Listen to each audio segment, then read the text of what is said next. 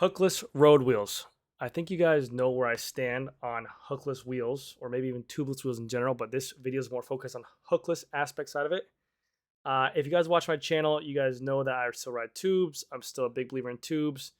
The tubeless market is in there still. They have the clincher options. I get that. But the hookless road wheel to me still baffles me, and it's still something that I think that needs more work, if that makes sense. So in today's video, I have another video that I'm reacting to that one of my guys on Instagram shared with me. And it's a guy who has an issue with his 303S wheel. So Zip makes a 303S wheel. I believe their whole line of wheels now is hookless.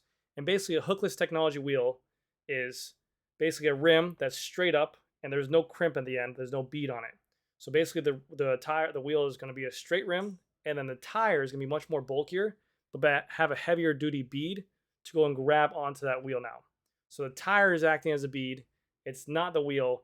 The idea behind it is that they're able to make wheels for more effective price points because it's an easier manufacturing process.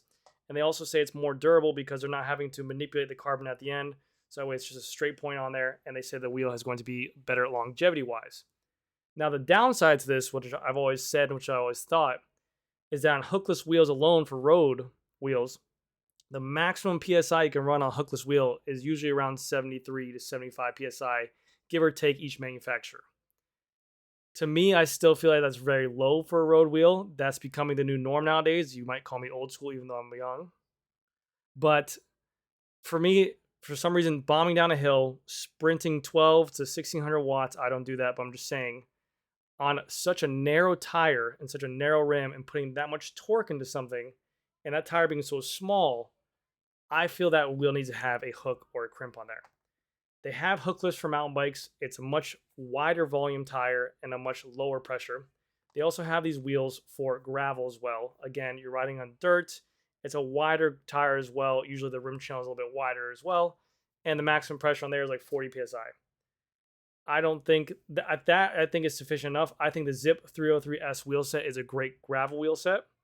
But for hookless for me, I'm still not sold on it. I'm leaning more into the fact I know tubeless is there. People love it. There's a love-hate relationship there. If you have a great time with tubeless, you're going to have a great time with tubeless. There's those people who have been scorned by it. I see a lot of bad incidents because I work in the bicycle industry.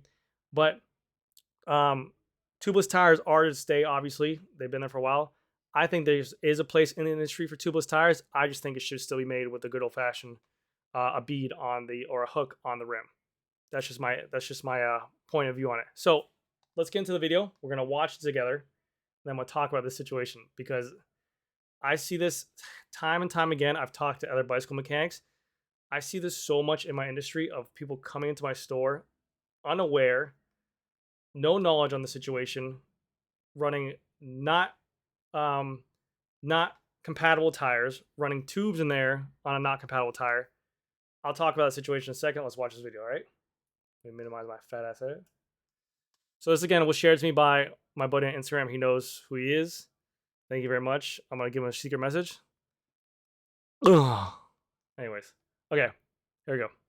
So it says, Zip 303S rear tire blew off. Zip hookless rim can't hold pressure.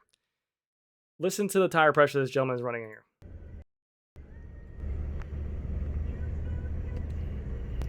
My friggin' Zip wheel blew off. Too much pressure was in it. 110. I ride it before with 100 PSI. Never blew off, but now it blew off. I'm gonna sit on a friggin' exploder rim. You know, can't put a tube in it. Now it blew off. I'm gonna sit on a friggin' exploder. I ride it before with 100 PSI. Never blew off, but now it blew off. Okay, so basically just at the end of the video, he says that he's going to go back. He's going to figure out if these rims can be ran with tubes. So obviously the main stake here is that these rims are 303S wheels. 303S wheels. These are a $1,600 wheel set. They are a hookless wheel set. They are made for a road or a gravel bike, whatever you want to ride them on. They come with Zip's lifetime warranty, which Zip has a great warranty backing on there, and also a crash replacement warranty. But the problem again is that stated on the rim, the maximum pressure on these wheels is 73 PSI. That's the maximum pressure they allow or they recommend for this wheel set to be ran optimal, no matter what your weight is. So obviously this gentleman right here maybe bought these wheels, maybe was uneducated, he could have bought them online. He could have bought them straight from Zip. He could have bought them straight from a competitive cyclist, something like that. Maybe bought them somewhere, or maybe even bought them from a store, and the mechanic was unaware of it. He was running these things at 100 psi. He could be old school as well, and that could be the cause of it. And that's what he's always ran. 100 psi used to be the norm back in the day. So maybe upgraded a nice pair of carbon wheels. Hey, I always ran 100 psi. Let me run it here. I think these wheels should come out of the box from factory, no matter who's buying these wheels, with a massive yellow label right on here, wrapped around the bike, saying only compatible tires and only 73 psi, because it's not going to really affect the enthusiasts so much. The people like you and me who are probably watching this video, we understand new technology. We see it coming out. We probably researched it multiple times on YouTube, whatever it is.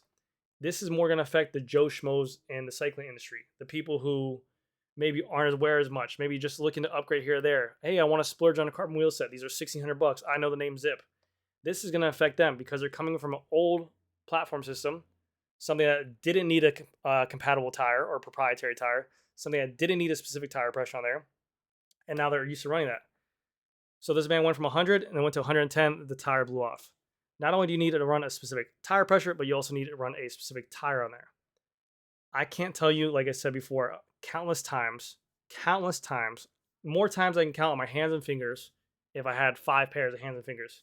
Have I seen someone come in with an Envy wheel, foundation wheel, a Zip 303S wheel, a Zip 303 wheel, the Zip 454 wheel? I've seen people come in with 700 by 25 C 5000 tires on there with a tube in it. I've seen people come in with not compatible tires and a 28 with a tube in it. I've seen people come in a 25C tubeless on there. I've seen it so many times, and they're like, yeah, this is how the bike shop sent it to me. Now, it's the bike shop's job to be aware of this. When these wheels first came into the market, it was definitely a new time. There was compatibility charts we did not know about for tire charts. Sometimes these manufacturers don't do a great job showing to us, but this is definitely a weird norm. I still don't think 73 psi is efficient for this. I've even had my buddy who rides a Diverge on a Zip 303 Firecrest wheel set have a Diverge tire with a 700 by 47C tire. He had about 60 psi in there and it blew off his rim. A compatible tire, tubeless ready, on the rim, 60 psi. He was riding on asphalt and it blew off the rim just while I was sitting there. He said that he'll never go back to. He sold the wheels right after that. He's like, I was blown away by it. It doesn't make any sense. So, in all honesty, the thing I think they need to change if they want to continue selling these wheels, I think that hookless wheels should only be mountain bike and gravel bikes.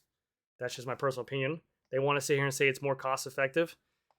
There's wheels out there on the market with a hooked bead on there that are still competitive. The Revol C38 wheels, Reynolds 41 wheels, Zip some wheels. There's so many wheel options. WINSPACE Hyper wheels. There's so many wheels out there that have the option. And again, what a hookless wheel is, here's a traditional wheel right here. Comes up with a rim bead, has a little crimp. The tire is on here, and it goes in here and hooks into like this. Hookless is just a straight rim wall, and then you have this massive heavy tire that goes in here. And just for a little piece of information as well, I just had a friend who had Hunt wheels with a Tubolito lightweight TPU tube and a Pirelli tire in there that weighed like 800 grams for the front wheel. He got a brand new set of Zip 353 NSW wheels, $4,000 wheels, but they're hookless. So he had to run a compatible hookless tire, a 700 by 28C, which that tire is heavier than a stock tire, and then you have to put a tubeless fluid in there. That 353 now weighs heavier than his Hunt wheel. Same tire width. It's a heavier system. It's low tire pressure. Doesn't make any sense. So anyways, that's my case for this. I figure you guys will like this. I figure you guys enjoy it. Big shout out to Mr. Road Race Junkies. Hopefully he gets the situation fixed. This is obviously going to be used for knowledge for the cycling industry and for the cycling community here. But I don't think hookless for road wheels is the same. I think you either have a road wheel. I think you just have a hooked wheel. You can run it tubed, tubeless. You can run a tubeless tire if you want to, up to 110 psi. I could run, if I really wanted to, I could put a 700 by 28C tire on there on a hooked rim, tubeless setup at 100 psi. With a 20 in there, I'll be comfortable as hell. I don't think we need 65 psi for this thing, man. It's crazy. It's absolutely crazy to me. But anyways, guys, that's going to do this for this video. Thank you guys again so much for watching. I'll see you guys in the next video.